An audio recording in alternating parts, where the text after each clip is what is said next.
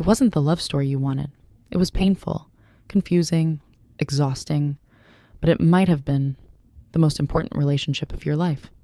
You spent so much of that relationship anxious, checking your tone before you spoke, replaying conversations afterward, wondering if you said something wrong, and feeling relieved when they were in a good mood, feeling like you were walking on something fragile every single day. You normalized things you should have questioned, the way they made you feel guilty for having needs, the way a simple disagreement could turn the whole week cold, the way you started apologizing for things that weren't your fault, just to bring the warmth back, and you called all of it love. Because you didn't have anything to compare it to yet.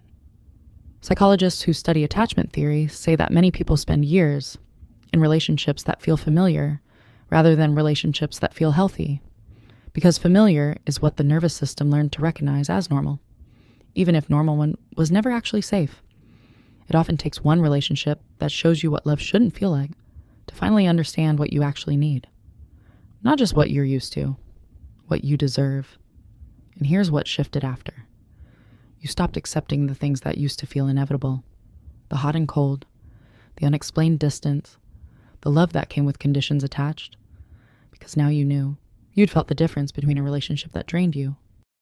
Then, in the quiet, steady feeling of someone who just makes things easier. Not perfect, not without difficulty, but easier.